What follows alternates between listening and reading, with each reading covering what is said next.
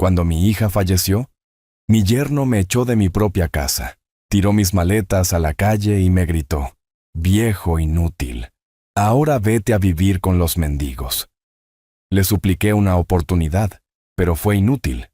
Al día siguiente, él recibió un sobre que lo hizo venir a buscarme desesperadamente. Suscríbete al canal para más historias como esta y comenta desde qué ciudad nos estás viendo. Me llamo Roberto y nunca imaginé que perder a mi hija sería solo el comienzo de mi pesadilla.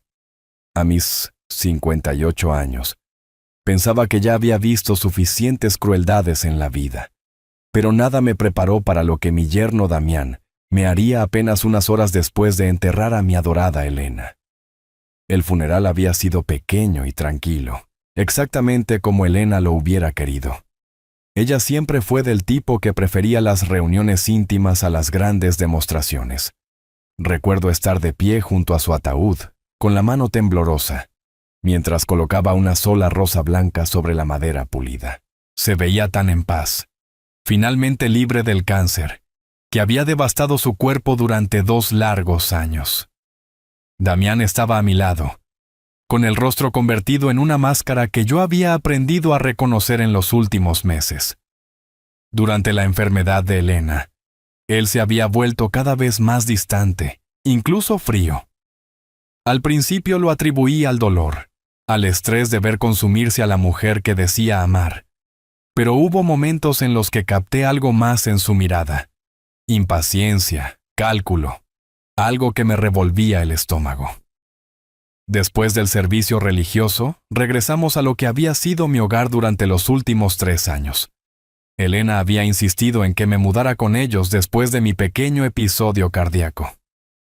«Papá, necesitas familia a tu alrededor», me había dicho, con su voz ya debilitada por la quimioterapia.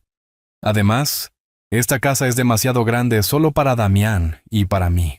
Me había resistido al principio, no queriendo ser una carga, pero los ojos suplicantes de mi hija derribaron mis defensas.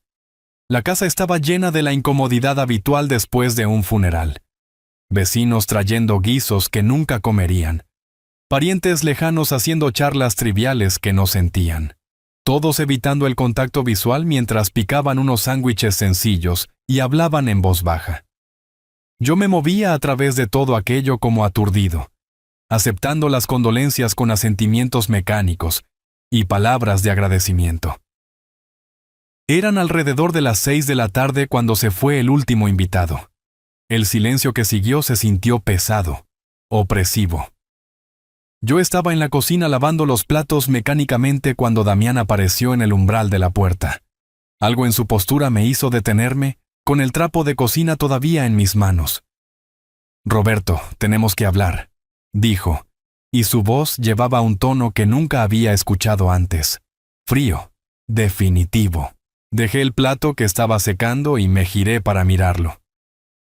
«Por supuesto, Damián, sé que esto es duro para ambos. Elena no querría que nosotros...» «Déjate de tonterías», me interrumpió, y la dureza en su voz me hizo retroceder. «Elena se ha ido, las cosas van a cambiar por aquí». Un escalofrío me recorrió la espalda. «¿A qué te refieres?» Damián se apoyó contra el marco de la puerta, con los brazos cruzados, y por primera vez noté que todavía llevaba su traje de funeral, pero se había aflojado la corbata. Había algo depredador en su postura. «Me refiero a que ya no puedes quedarte aquí, viejo. Esta es mi casa ahora, y no necesito a un viejo inútil ocupando espacio». Las palabras me golpearon como un puñetazo físico. Me agarré al borde de la encimera para sostenerme. «Damián, yo... no entiendo. Elena quería...» «Elena está muerta», espetó él, alzando la voz. «Lo que ella quería ya no importa. Esta es la realidad, Roberto. Tengo mi propia vida que vivir. Y no incluye jugar a ser el enfermero de un viejo patético que ni siquiera puede cuidarse solo». Se me secó la boca. ¿Pero a dónde iría? Este ha sido mi hogar durante 3 años. Mis cosas, Damián se rió, pero no había humor en ello. Fue un sonido que me heló la sangre. ¿Tus cosas? ¿Qué cosas? ¿Un montón de ropa vieja y libros polvorientos? ¿Unos álbumes de fotos sin valor? ¡Hazme el favor! Se apartó del marco de la puerta y se acercó, su presencia repentinamente amenazante. Así es como va a funcionar esto. Vas a empacar tus cosas esta noche y te vas a ir por la mañana. No me importa a dónde vayas. Busca un asilo. Vive debajo de un puente. Me importa un bledo. Pero no te vas a quedar aquí. La habitación comenzó a dar vueltas. Esto no podía estar pasando. No hoy. No después de enterrar a mi hija. Damián, por favor, ¿podemos al menos hablar de esto? Tal vez dame unas semanas para resolver algo. Acabo de enterrar a mi única hija. No estoy pensando con claridad, no. La palabra salió como un disparo.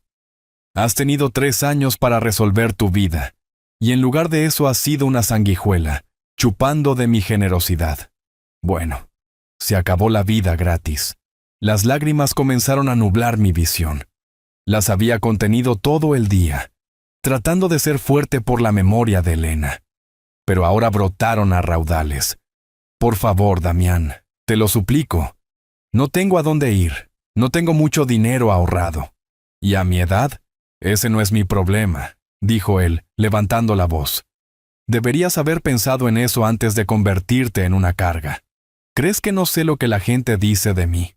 Pobre Damián, atascado cuidando a su suegro gorrón. Bueno, me cansé de ser el tipo bueno. Caminó hacia el armario de la entrada y sacó de un tirón 2 maletas viejas que reconocí como mías. Golpearon el suelo con un ruido sordo. Empieza a empacar. Ahora. Mis manos temblaban mientras miraba las maletas. Damián, por favor, solo dame unos días. Llamaré a algunos amigos. Tal vez encuentre un apartamento pequeño. No lo entiendes, ¿verdad? Su cara estaba roja ahora, con las venas del cuello hinchadas. Te quiero fuera. Esta noche.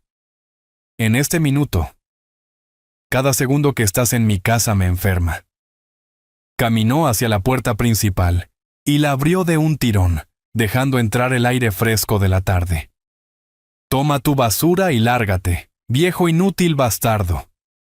Vete a vivir con los otros vagabundos sin hogar, que es donde perteneces.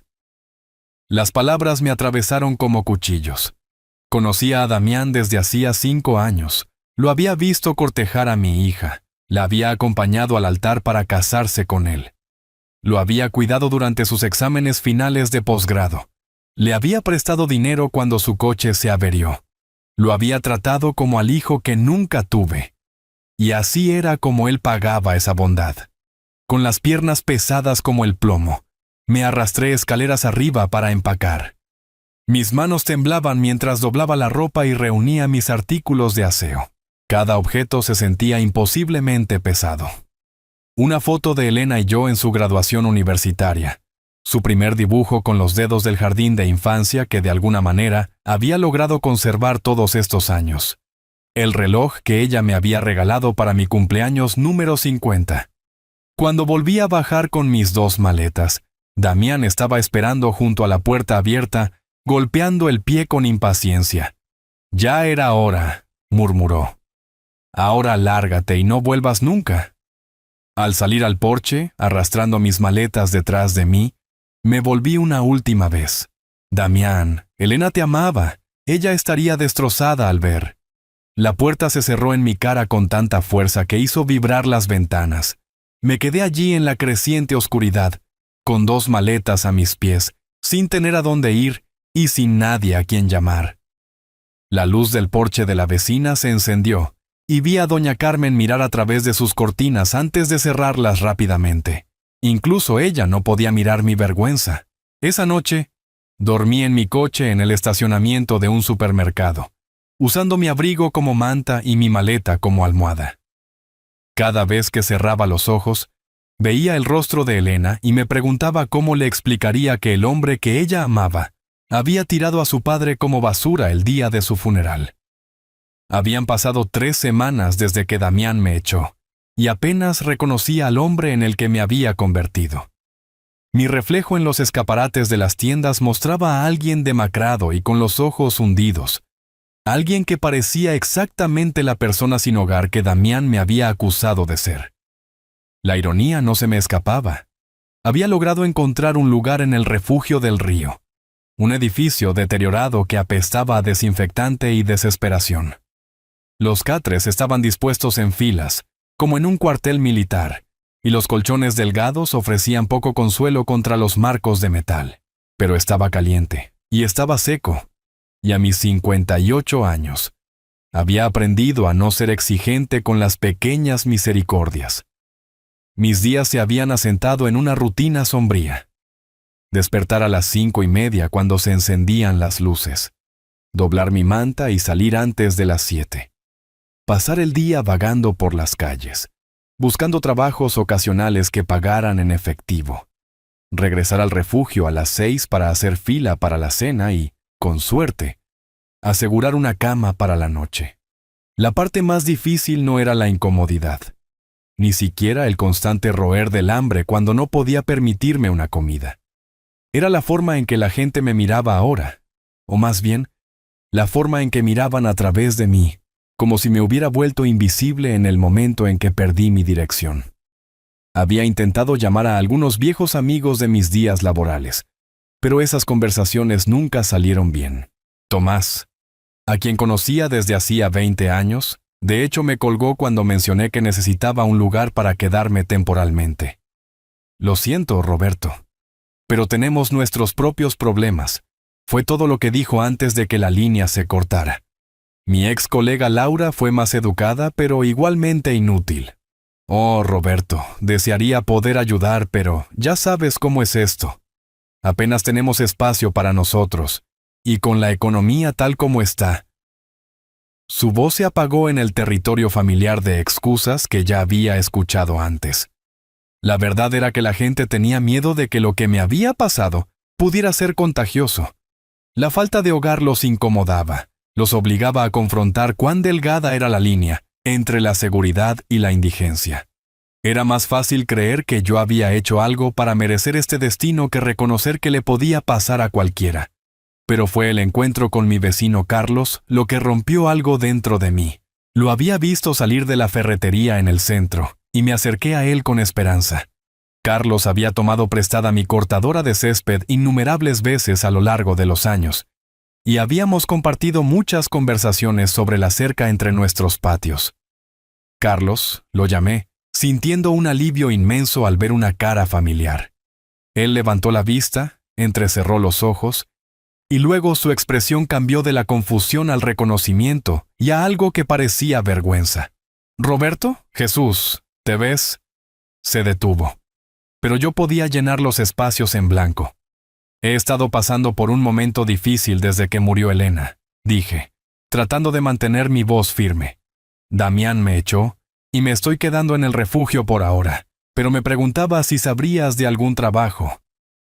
«Mira, Roberto», interrumpió Carlos, mirando nerviosamente a su alrededor como si alguien pudiera verlo hablando conmigo.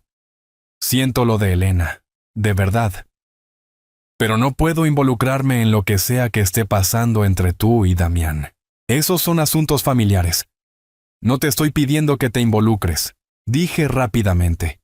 «Solo necesito trabajo, cualquier cosa. Soy bueno con las manos, tú lo sabes. ¿Recuerdas cuando te ayudé a construir esa terraza?» Carlos cambió el peso de un pie a otro, claramente queriendo escapar.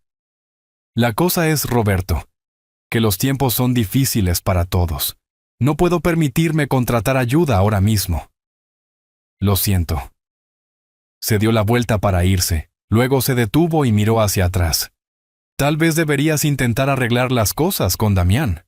La familia es la familia, ya sabes. Sea lo que sea que hiciste». «Yo no hice nada», dije, pero él ya se estaba alejando. Esa tarde me senté en un banco en el parque principal, viendo a las familias jugar con sus hijos, y preguntándome cómo mi vida se había derrumbado tan completamente. Una mujer mayor se sentó a mi lado, y noté que estaba desenvolviendo cuidadosamente un sándwich. «Pareces hambriento, cariño», dijo suavemente, ofreciéndome la mitad. Quise rechazarlo, para mantener alguna pizca de dignidad, pero mi estómago me traicionó con un fuerte rugido. «Gracias», susurré, aceptando la comida con gratitud. «Soy Margarita», dijo ella. Soy voluntaria en la iglesia al final de la calle. Eres bienvenido a venir a almorzar mañana, si gustas. Por primera vez en semanas, alguien me había mostrado bondad sin esperar nada a cambio. Tuve que luchar contra las lágrimas. Soy Roberto, y sí, me gustaría mucho eso. Mientras tanto, me enteré por conversaciones escuchadas en el refugio que Damián estaba viviendo bastante bien en lo que solía ser mi hogar.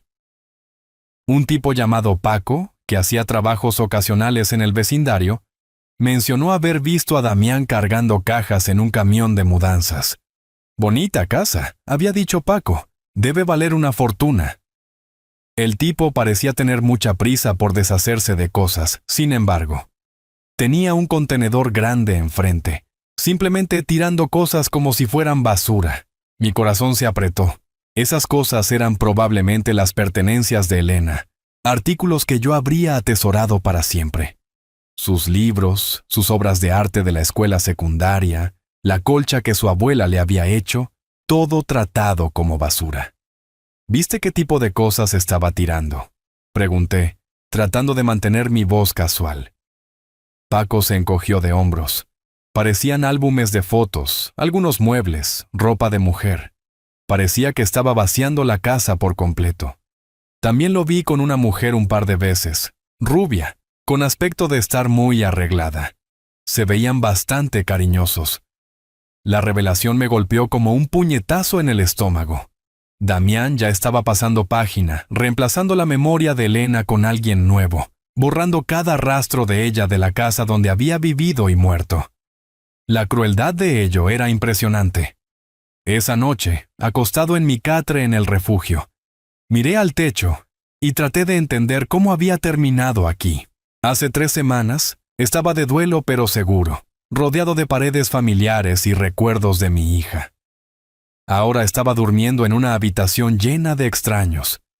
Mi vida entera reducida a lo que cabía en 2 maletas viejas. El hombre en el catre de al lado tosía de nuevo. Un sonido profundo y cavernoso que hablaba de enfermedad y abandono. Al otro lado de la habitación, alguien lloraba silenciosamente en su almohada. Estos eran los sonidos de vidas rotas, de sueños postergados y dignidad descartada. Pensé en Elena, en lo orgullosa que había estado de Damián cuando empezaron a salir. «Es ambicioso, papá», me había dicho.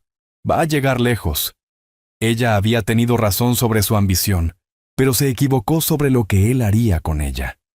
Mientras finalmente me quedaba dormido, me pregunté si así se desarrollaría el resto de mi vida. Un ciclo interminable de refugios y comedores sociales, de ser invisible y olvidado. Me pregunté si Damián pensaba en mí en absoluto, o si ya me había borrado de su memoria tan completamente como estaba borrando la presencia de Elena de su hogar. Lo que no sabía era que el día siguiente traería un sobre que cambiaría todo, revelando secretos que pondrían el mundo de Damián patas arriba y le mostrarían exactamente cuánto había subestimado al hombre que había tirado a la calle. Estaba barriendo los escalones de la iglesia de San Mateo, cuando Margarita me encontró ese martes por la mañana. Habían pasado exactamente 4 semanas desde que Damián me echó, y finalmente había encontrado un trabajo estable ayudando al padre Rodríguez con tareas de mantenimiento. La paga era mínima, pero era trabajo honesto, y me daba un sentido de propósito que necesitaba desesperadamente. Roberto, me llamó Margarita, con una voz que llevaba una urgencia que no había escuchado antes. Subía apresuradamente los escalones de la iglesia, su habitual comportamiento sereno reemplazado por algo parecido a la emoción. Dejé de barrer y me apoyé en el mango de la escoba. «Buenos días, Margarita. Llegas temprano hoy». Ella recuperó el aliento y sacó un trozo de papel de su bolso. «Tengo una información que podrías encontrar interesante. ¿Recuerdas cuando mencionaste a tu yerno Damián? Bueno, mi nieto trabaja en el bufete de abogados en el centro, Morrison y Asociados. Casualmente escuchó algo ayer que involucra a alguien con ese nombre. Mi estómago se tensó. Cualquier cosa que involucrara a Damián no podía ser una buena noticia para mí. ¿Qué tipo de cosa? Margarita miró alrededor para asegurarse de que estábamos solos, Luego bajó la voz. Un hombre llamado Damián Valdés vino solicitando servicios legales de emergencia. Parecía muy agitado, casi en pánico. Estaba preguntando sobre leyes de herencia y algo sobre probar relaciones biológicas. El nombre me golpeó como un golpe físico. Damián Valdés era el nombre completo de Damián, aunque profesionalmente solía usar otro apellido. ¿Tu nieto escuchó algo más? Eso es justo lo importante, dijo Margarita con los ojos brillantes de curiosidad. El hombre seguía mencionando algo sobre un error, sobre cómo había actuado demasiado apresuradamente. Estaba preguntando si había formas de impugnar la paternidad biológica póstumamente. Mi mente corría, tratando de dar sentido a esta información. ¿Por qué estaría Damián preguntando sobre paternidad biológica? Elena se había ido y nunca había tenido hijos, a menos que... Margarita, ¿mencionó tu nieto algo sobre documentos, papeles de algún tipo? Ella asintió lentamente. De hecho, sí. Aparentemente, este tal Damián había recibido algún tipo de documento oficial que lo había alterado enormemente. Los abogados intentaban calmarlo, pero él seguía diciendo algo sobre cómo había cometido un error terrible y necesitaba arreglarlo inmediatamente. Sentí una extraña mezcla de confusión y anticipación construyéndose en mi pecho. ¿Qué tipo de documento podría haber enviado a Damián a un abogado con tal pánico? ¿Y qué tenía que ver con las relaciones biológicas? ¿Cuándo ocurrió esto? Pregunté. Ayer por la tarde, alrededor de las 3. Mi nieto dijo que el hombre parecía no haber dormido en días. Agradecí a Margarita y traté de concentrarme en mi trabajo, pero mi mente seguía volviendo a este misterioso desarrollo. ¿Qué podrían haber pasado para que Damián estuviera tan desesperado, como para consultar abogados sobre paternidad biológica? La respuesta llegó 2 días después, y vino de Paco, el Manitas, quien había mencionado ver a Damián vaciando la casa. Estaba almorzando en el centro comunitario cuando Paco se sentó frente a mí, con el rostro grave. «Roberto, necesito decirte algo», dijo, mirando nerviosamente a su alrededor. «Es sobre tu yerno». Dejé mi sándwich, mi apetito desapareció de repente. «¿Qué pasa con él?». Paco se inclinó hacia adelante, su voz apenas por encima de un susurro. «Estaba haciendo un trabajo para los vecinos junto a tu antigua casa ayer». No pude evitar notar que había mucha conmoción. Coches de aspecto oficial, gente de traje, caminando con portapapeles. ¿Qué tipo de coches oficiales? Bueno, esa es la parte interesante, dijo Paco. Uno de ellos era de la oficina del tasador del condado. Otro era de un bufete de abogados. Pero el que realmente me llamó la atención era de una compañía de investigación privada. Mi corazón comenzó a acelerarse. ¿Investigadores privados? Paco asintió. Esa ni siquiera es la parte más extraña.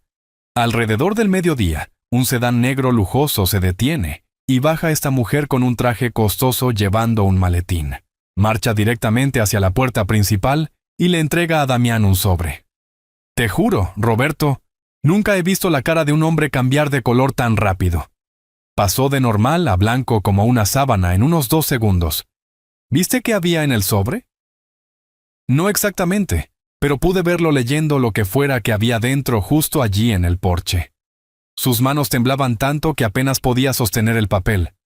Luego comenzó a gritarle a la mujer algo sobre errores y cómo esto no podía ser correcto.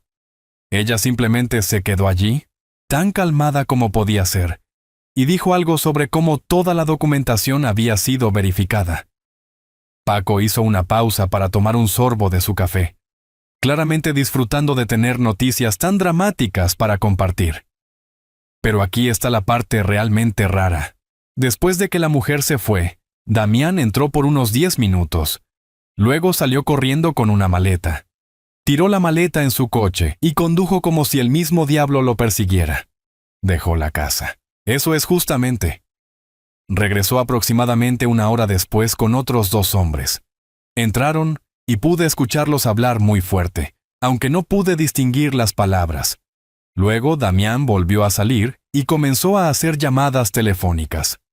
Podía escucharlo desde mi sitio de trabajo, porque prácticamente estaba gritando al teléfono. Paco se inclinó aún más cerca. Roberto, logré captar algunas palabras. Seguía diciendo cosas como, necesito encontrarlo, y esto cambia todo, y cometí un gran error. En un momento escuché claramente que decía tu nombre.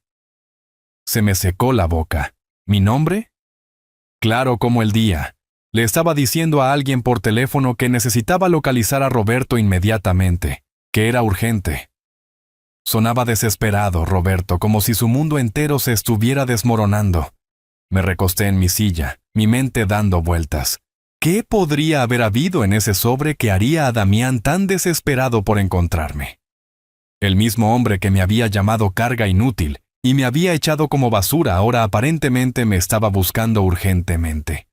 Paco, ¿viste por casualidad el nombre del bufete de abogados o de la compañía de investigación? Se rascó la cabeza pensativo. El bufete de abogados era definitivamente Morrison y Asociados. Reconocí su logo. ¿La compañía de investigación? Déjame pensar. Era algo con patrimonio en el nombre. ¿Investigaciones de patrimonio, tal vez? ¿Herencia? Esa tarde caminé a la biblioteca pública y usé su computadora para buscar investigaciones de patrimonio.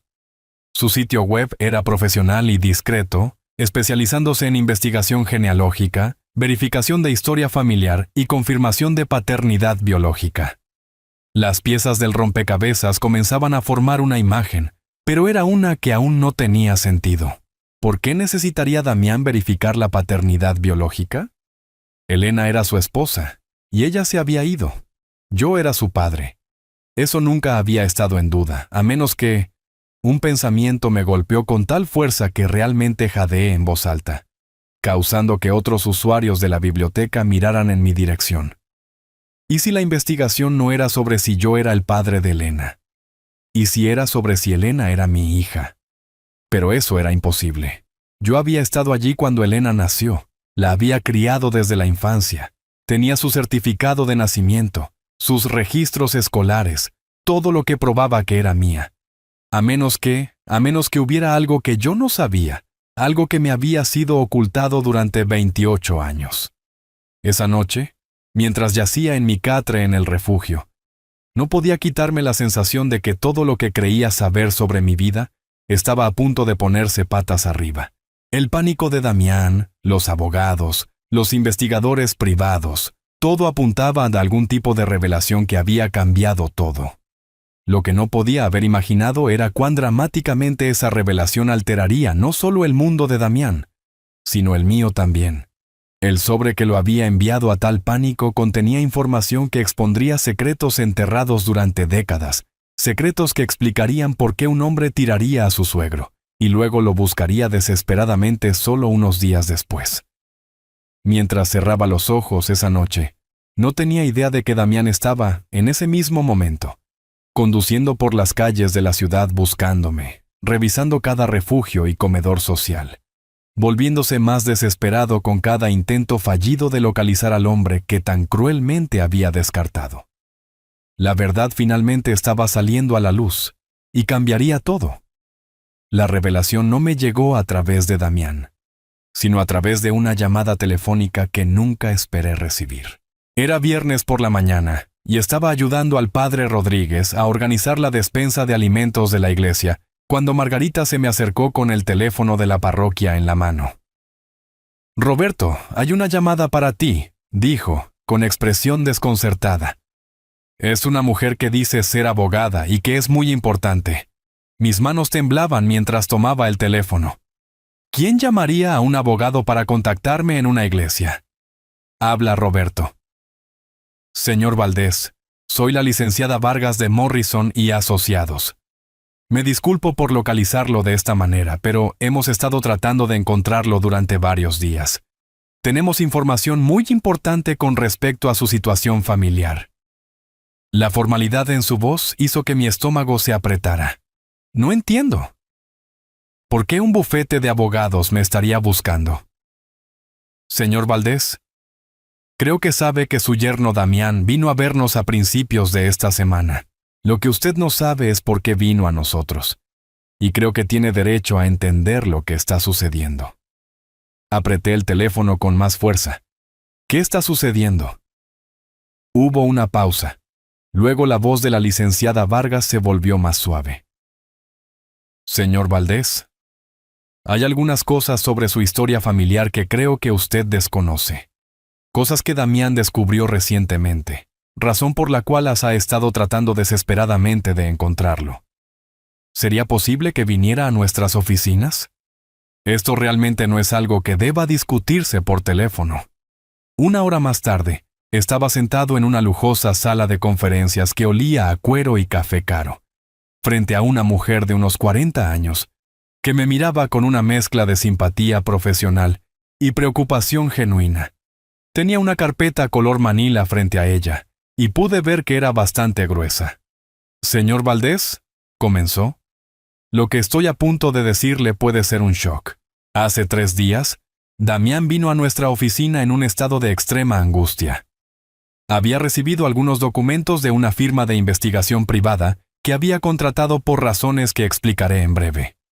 Abrió la carpeta y sacó un documento que reconocí de inmediato. Era el certificado de nacimiento de Elena. Pero al mirar más de cerca, noté algo que me cortó la respiración. Había marcas de corrección en él, lugares donde la información había sido cambiada. «Señor Valdés, ¿está familiarizado con la compañía Valdés Industrial Holdings?» El nombre sonaba vagamente familiar, pero no podía ubicarlo. «No, no lo creo». La licenciada Vargas sacó otro documento, mucho más oficial y complejo. Es una corporación multinacional que se dedica a la manufactura y el desarrollo industrial. Fue fundada en 1962 por un hombre llamado Roberto Valdés padre. Mi corazón se detuvo. Roberto Valdés padre. Sí, su padre. La habitación comenzó a dar vueltas. Mi padre murió cuando yo tenía 2 años. Era mecánico, no era dueño de ninguna compañía. La expresión de la licenciada Vargas se volvió aún más comprensiva. «Señor Valdés, su padre no murió cuando usted tenía 2 años. Vivió hasta 1998 y pasó décadas buscándolo». Las palabras me golpearon como golpes físicos. Me agarré al borde de la mesa para sostenerme. «Eso es imposible». Mi madre me dijo...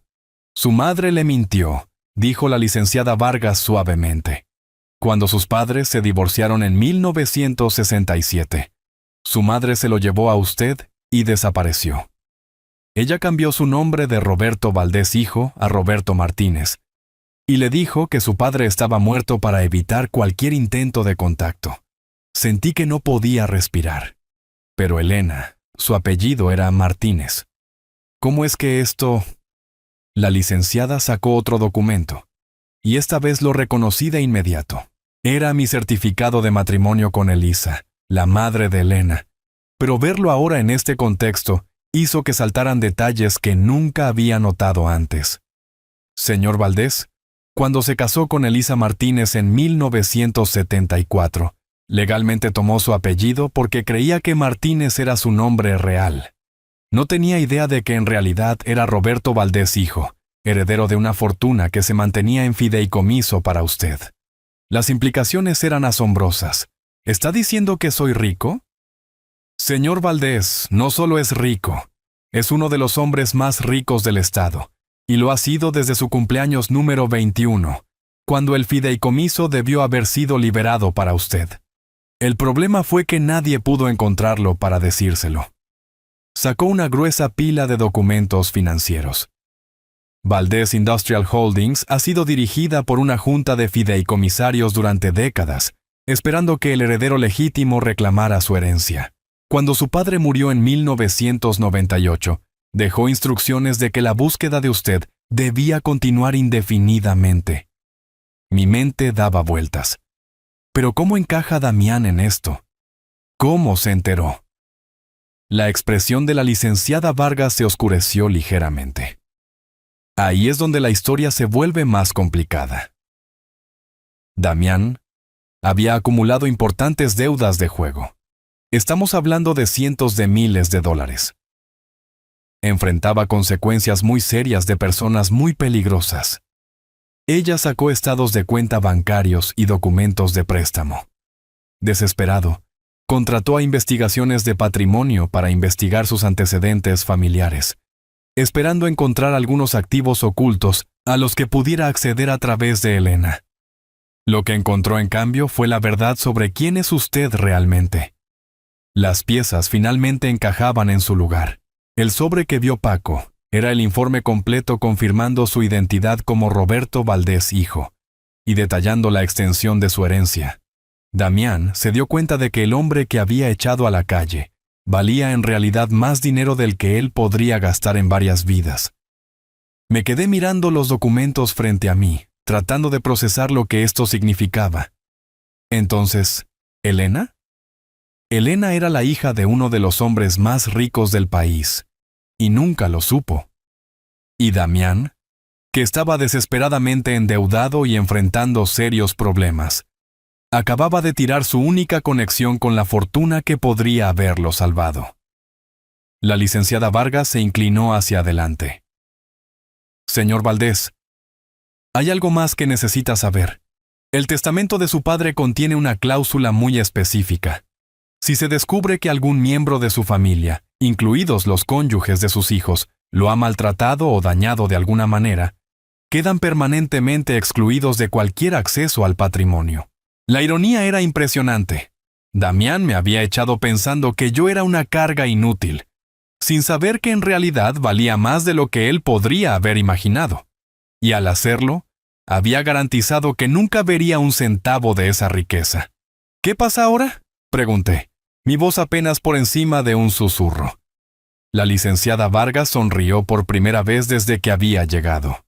Ahora, señor Valdés, usted reclama su derecho de nacimiento. La Junta de Fideicomisarios ha estado esperando 38 años para entregarle el control de la compañía. Está a punto de convertirse en un hombre muy poderoso.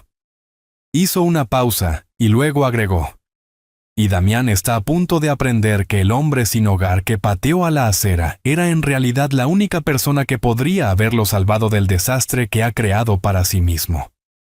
Mientras estaba sentado allí rodeado de documentos que probaban que yo era alguien completamente diferente de quien creía ser, no pude evitar pensar en la cruel ironía de todo.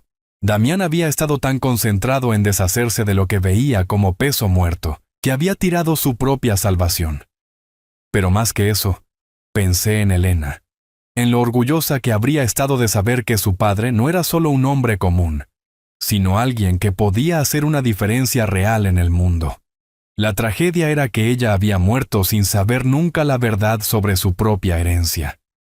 Mientras la licenciada Vargas continuaba explicando los detalles de mi herencia y lo que significaría, me di cuenta de que la búsqueda desesperada de Damián por mí no era solo por dinero, era por supervivencia.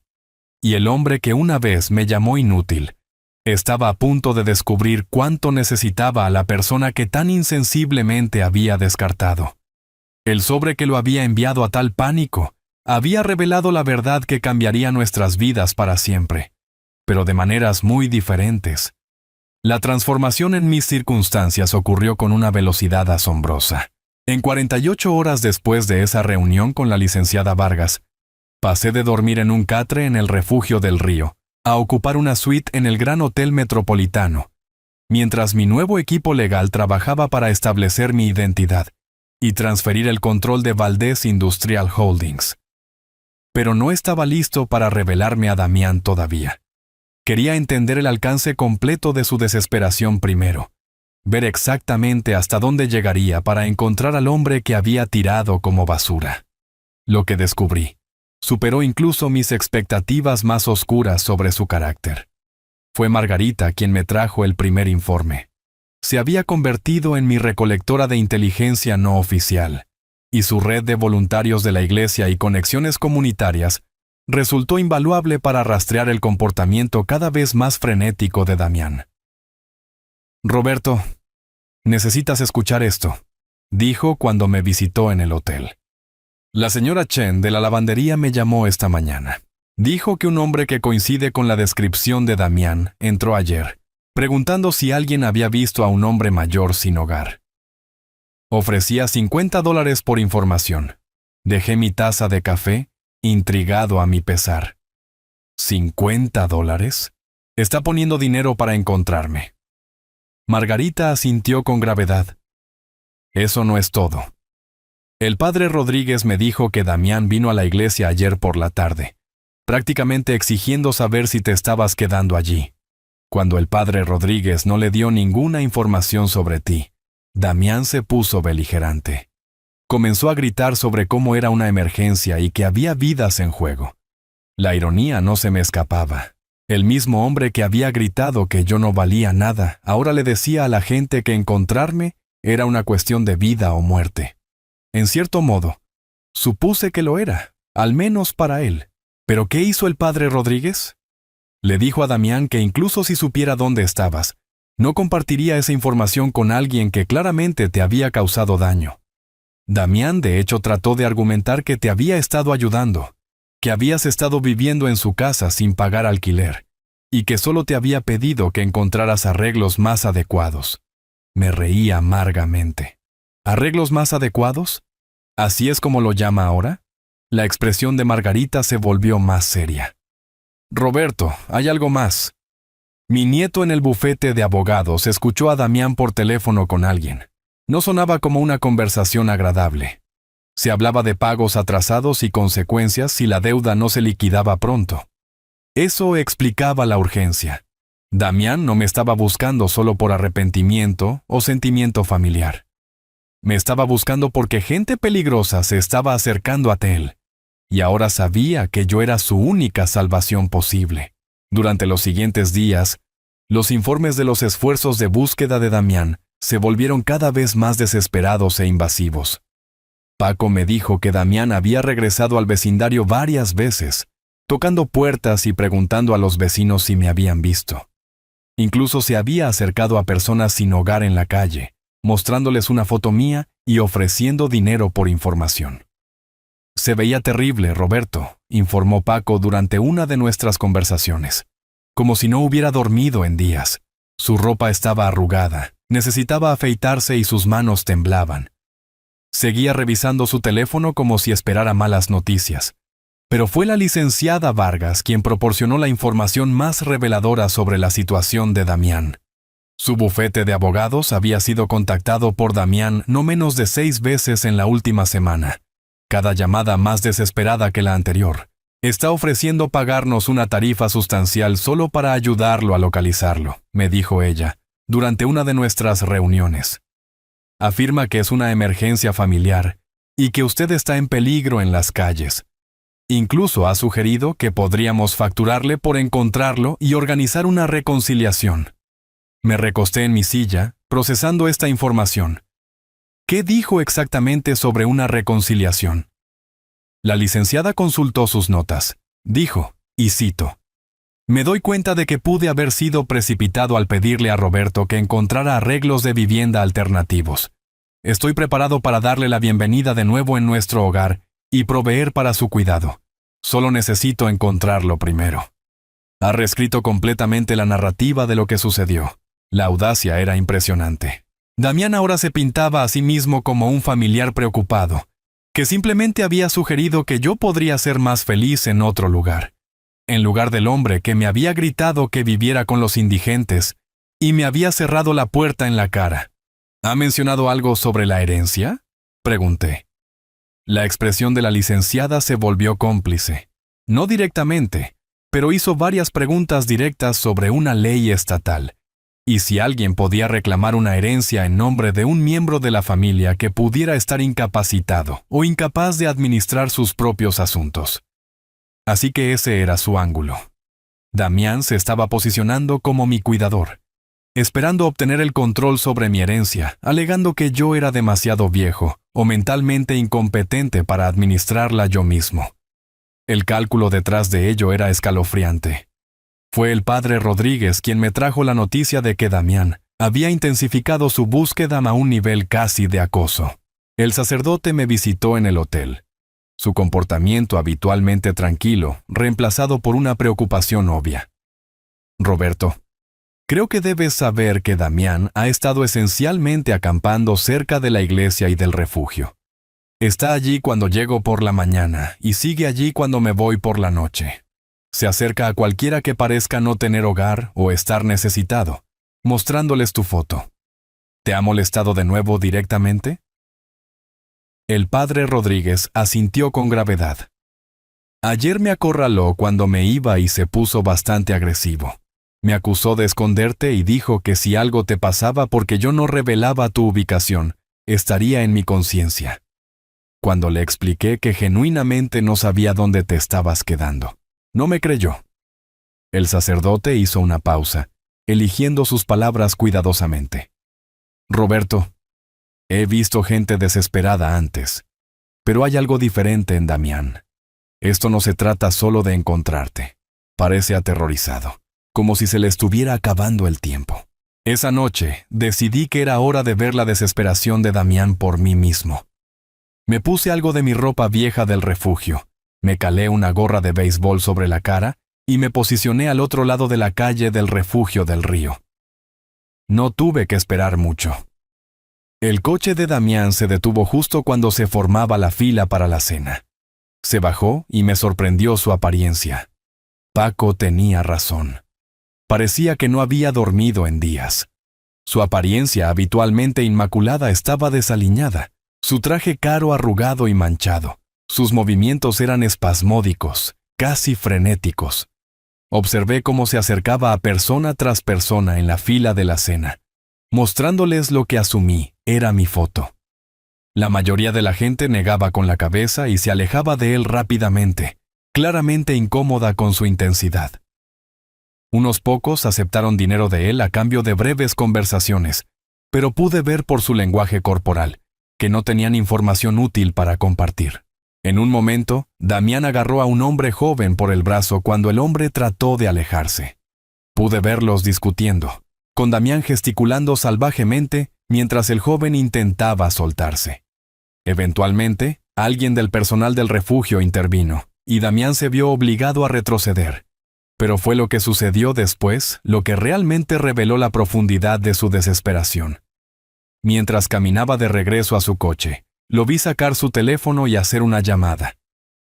Incluso desde el otro lado de la calle, podía escuchar la tensión en su voz mientras hablaba. «Te digo que estoy haciendo todo lo que puedo para encontrarlo», dijo, su voz resonando en el aire de la tarde. «He revisado cada refugio, cada comedor social, cada lugar donde se reúnen las personas sin hogar. Tiene que estar en alguna parte. No, entiendo la fecha límite. Sé lo que pasa si no pago. Solo dame unos días más, por favor». Cuando terminó la llamada, Damián se quedó junto a su coche durante varios minutos, con la cabeza entre las manos. Por un momento casi sentí lástima por él. Casi. Pero luego recordé el sonido de la puerta cerrándose en mi cara. Recordé dormir en mi coche en el estacionamiento de un supermercado la noche del funeral de mi hija.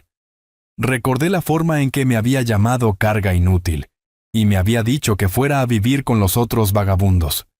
Damián había tomado sus decisiones cuando pensaba que yo no tenía poder, ni valor. Ahora que sabía la verdad sobre quién era yo realmente, estaba desesperado por deshacer esas decisiones. Pero algunas acciones tienen consecuencias que no se pueden revertir con disculpas o dinero. Mientras lo veía alejarse esa noche, todavía buscando al hombre que había descartado, me di cuenta de que Damián estaba a punto de aprender una lección muy dura sobre la diferencia entre tener poder y estar a merced de otra persona. Mañana dejaría que me encontrara, pero sería bajo mis términos, y descubriría que el hombre sin hogar que había estado buscando desesperadamente se había convertido en alguien con el poder de salvarlo o destruirlo completamente. Elegí revelarme un martes por la mañana, exactamente 6 semanas después de que Damián me echara.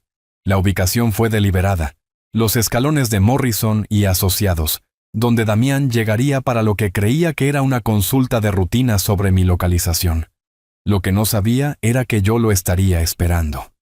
Llegué temprano, vestido con un traje a medida gris marengo que mi nueva asistente me había conseguido. La transformación era notable, No me parecía en nada al hombre roto que había dormido en refugios solo días antes. Me posicioné en un banco frente al bufete de abogados, lo suficientemente cerca para observar, pero lo suficientemente lejos para controlar el momento de nuestro encuentro. El coche de Damián se detuvo exactamente a las 9:45, 15 minutos antes de su cita de las 10. Incluso desde la distancia pude ver que su condición se había deteriorado aún más.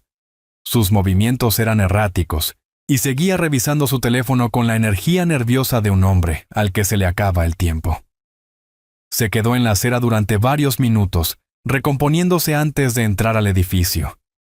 Lo vi respirar hondo, enderezar su corbata arrugada y pasarse las manos por el pelo despeinado. Se estaba preparando para lo que probablemente pensaba que sería otra reunión sin salida sobre encontrar a su suegro desaparecido. Esperé otros 10 minutos antes de cruzar la calle y entrar al edificio. La recepcionista me reconoció de inmediato. Me había vuelto bastante familiar para el personal durante la última semana. «Buenos días, señor Valdés», dijo con una sonrisa respetuosa. La licenciada Vargas lo espera en la sala de conferencias B. Mientras caminaba por el pasillo, podía escuchar la voz de Damián a través de la puerta cerrada de la sala de conferencias A. Estaba hablando rápidamente, su tono cada vez más desesperado, mientras explicaba su urgente necesidad de localizarme. «Estoy dispuesto a pagar lo que sea necesario», le escuché decir. «Esto ya no se trata solo de familia. Roberto podría estar en peligro real en las calles. No es un hombre joven, y ha estado desaparecido durante semanas». Me detuve fuera de la puerta, escuchándolo tejer su red de falsa preocupación. Era fascinante escuchar cómo había reescrito nuestra historia, transformándose del villano al familiar preocupado, desesperado por rescatar a su suegro de la falta de hogar. La licenciada Vargas me encontró en la puerta de la sala de conferencias B. «¿Está listo para esto?», preguntó en voz baja. Asentí, enderezándome la corbata. «Más que listo». Ella me condujo a la sala de conferencias A y llamó suavemente antes de abrir la puerta. Damián estaba sentado en el extremo opuesto de la larga mesa, con papeles esparcidos frente a él, su teléfono agarrado en una mano. Levantó la vista expectante, probablemente esperando buenas noticias sobre la búsqueda. Su expresión pasó por una serie de cambios rápidos cuando me vio. Primero confusión, como si no pudiera procesar del todo lo que estaba viendo. Luego reconocimiento, sus ojos abriéndose de par en par al darse cuenta de quién estaba de pie en la puerta. Finalmente algo entre alivio y terror, a medida que las implicaciones comenzaban a asimilarse. Roberto. Su voz era apenas un susurro. Entré en la habitación lentamente, tomándome mi tiempo, dejándole absorber la transformación. Ya no era el hombre roto y suplicante que había echado hacía 6 semanas. Era alguien completamente diferente, alguien con poder, alguien con opciones, alguien que podía permitirse un traje de $1,500 y la mejor representación legal que el dinero podía comprar. «Hola, Damián», dije con calma, tomando asiento en el extremo opuesto de la mesa. «Entiendo que me has estado buscando». Damián luchó por ponerse de pie, su silla raspando contra el suelo. «Roberto, gracias a Dios. He estado enfermo de preocupación por ti. Cuando te fuiste esa noche, me di cuenta de que había cometido un error terrible. He estado buscando por todas partes». «Siéntate, Damián», lo interrumpí. Mi voz tranquila pero con una autoridad inconfundible. Se sentó inmediatamente, con las manos temblando mientras las colocaba planas sobre la mesa. «Roberto, sé que dije algunas cosas esa noche que no sentía. Estaba de duelo. No estaba pensando con claridad. Perder a Elena me afectó más de lo que me di cuenta, y lo pagué contigo, injustamente». Me recosté en mi silla, estudiándolo con el interés desapegado de alguien que examina un insecto bajo un microscopio. «¿Esa es tu versión de lo que pasó, que dijiste algunas cosas que no sentías?» Damián tragó saliva, gotas de sudor formándose en su frente a pesar del aire acondicionado. «Sé que te pedí que encontraras otros arreglos, pero nunca quise que terminaras en la calle». Pensé que tenías amigos, otros miembros de la familia, que podrían ayudar. Otros miembros de la familia, repetí lentamente. ¿Como mi padre, tal vez? El color desapareció de la cara de Damián. Miró a la licenciada Vargas, luego de vuelta a mí, dándose cuenta claramente de que yo sabía sobre la investigación y sus resultados. Roberto, puedo explicarte eso. Contraté a los investigadores porque estaba tratando de ayudarte. Pensé que tal vez había recursos familiares que no conocías, personas que podrían brindar mejor apoyo del que yo podría. Sonreí, pero no había calidez en ello. Qué considerado de tu parte. ¿Y qué descubriste durante esta investigación para ayudarme? La boca de Damián se abrió y cerró varias veces antes de encontrar su voz. Descubrí que no eres quien pensábamos que eras, que tu verdadero nombre es Roberto Valdés, hijo, y que eres el heredero de una fortuna considerable. ¿Una fortuna considerable? Medité. Esa es una forma de decirlo. ¿Te gustaría saber exactamente cuán considerable, Damián? Asintió mudamente, con los ojos fijos en mi rostro. Saqué un documento de la carpeta que la licenciada Vargas había preparado para mí. Valdés Industrial Holdings vale aproximadamente $4.700 millones. El fondo fiduciario personal que ha estado acumulando intereses durante 38 años vale $800 millones adicionales. Todo ello ahora bajo mi control directo. Damián hizo un sonido que estaba en algún lugar entre un jadeo y un sollozo. La magnitud de lo que había tirado a la basura lo estaba abrumando claramente. Pero aquí está la parte interesante, Damián, continué, mi voz permaneciendo perfectamente calmada. El testamento de mi padre contiene una cláusula muy específica sobre los miembros de la familia que maltratan al heredero. ¿Te gustaría saber qué dice esa cláusula? Damián negó con la cabeza frenéticamente. Roberto, por favor, déjame explicar. Estaba desesperado. Tengo deudas serias con gente peligrosa. Estaba enfrentando consecuencias que podrían haber destruido mi vida, tal vez incluso haberla terminado. Cuando te eché, no sabía quién eras realmente. Ah, ahí está, dije, inclinándome ligeramente hacia adelante. La verdad finalmente sale a la luz. Me echaste porque pensaste que no valía nada, una carga que podías descartar sin consecuencias. Pero ahora que sabes que valgo miles de millones de dólares, de repente quieres enmendar las cosas. Las lágrimas corrían por la cara de Damián ahora. Por favor, Roberto, te lo suplico. Esta gente a la que le debo dinero no son del tipo de personas que aceptan pagos atrasados. Ya han hecho amenazas. Si no consigo $600,000 para el viernes, van a... ¡Para!, dije bruscamente. No quiero escuchar sobre tus deudas de juego o tus malas decisiones. No quiero escuchar tus excusas o tus disculpas. Me puse de pie, enderezándome la chaqueta. ¿Recuerdas lo que me dijiste la noche que me echaste? Me dijiste que fuera a vivir con los otros vagabundos donde pertenecía. Me llamaste viejo bastardo inútil. Y me cerraste la puerta en la cara el día que enterré a mi hija. Damián estaba sollozando abiertamente ahora. Lo siento. Lo siento mucho. Haré cualquier cosa para arreglar esto. Te cuidaré por el resto de tu vida. Me aseguraré de que tengas todo lo que necesites. Por favor, solo ayúdame esta vez. Caminé lentamente alrededor de la mesa hasta que estuve detrás de su silla. Damián, quiero que escuches muy atentamente lo que estoy a punto de decirte. Se secó los ojos y me miró con esperanza. Me mostraste exactamente quién eres cuando pensaste que yo no tenía poder, ni dinero, ni forma de defenderme. Revelaste tu verdadero carácter cuando creíste que no habría consecuencias por tu crueldad. Y ahora quieres que te salve porque has descubierto que tengo algo que necesitas. Coloqué mi mano en el respaldo de su silla y me incliné para que mi boca estuviera cerca de su oído. La respuesta es no. Damián se giró para mirarme, el pánico reemplazando la esperanza en sus ojos. ¿Qué? Dije que no, Damián. No te daré dinero, no pagaré tus deudas, no te salvaré de las consecuencias de tus propias elecciones.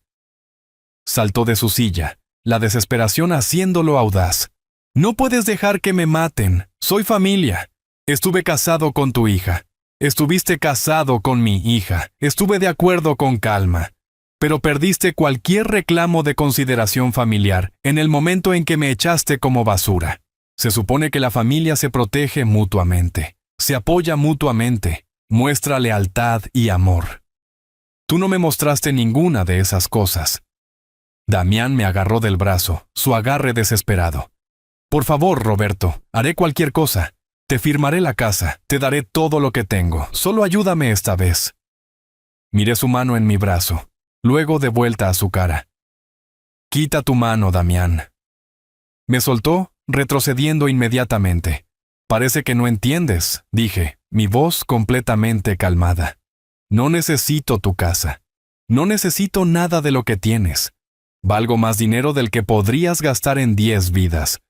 Lo único que tienes que yo podría haber querido era respeto y amabilidad para un anciano que acababa de perder a su hija. Y dejaste muy claro que esas eran cosas que no estabas dispuesto a dar. Caminé hacia la puerta, luego me detuve y me volví. Y, Damián, esa cláusula en el testamento de mi padre que mencioné, establece que cualquiera que maltrate a un miembro de la familia Valdés queda permanentemente excluido de cualquier asistencia financiera del patrimonio. Incluso si quisiera ayudarte, que no quiero. Legalmente no puedo. Damián se derrumbó de nuevo en su silla, el peso de su situación finalmente aplastándolo por completo. ¿Qué voy a hacer? Me enderecé la corbata y sonreí. No tengo idea, Damián, pero estoy seguro de que se te ocurrirá algo. Después de todo, tú eres el que me dijo que la familia tiene que mantenerse unida. Tal vez deberías intentar llamar a algunos de los tuyos. Al salir de esa sala de conferencias, dejando a Damián roto y derrotado detrás de mí, sentí algo que no había experimentado en meses. Paz. No la satisfacción de la venganza, sino el tranquilo contento de la justicia finalmente servida. 6 meses después, yo vivía en una hermosa casa con vista al mar, lejos de la ciudad y los recuerdos tóxicos que guardaba. Había tomado el control de Valdés Industrial Holdings y estaba usando los recursos de la compañía para financiar refugios para personas sin hogar y servicios de apoyo, en memoria de Elena. Nunca volví a ver a Damián, aunque escuché a través de la licenciada Vargas que se había visto obligado a declararse en bancarrota y lo había perdido todo. No sentí satisfacción en su caída, solo una profunda sensación de liberación de la relación tóxica que había definido el peor periodo de mi vida. A veces, por la tarde, me sentaba en mi terraza viendo ponerse el sol y pensaba en Elena. Deseaba que ella hubiera podido saber la verdad sobre nuestra familia, que hubiera podido ver el bien que surgió al reclamar mi herencia. Pero sobre todo, estaba agradecido de haber aprendido finalmente la diferencia entre estar solo y ser libre. El hombre que me había tirado pensando que no valía nada, me había enseñado la lección más valiosa de todas. Que el verdadero poder no se trata de dinero o influencia. Se trata de conocer tu propio valor y negarte a dejar que nadie lo disminuya. Finalmente estaba en casa,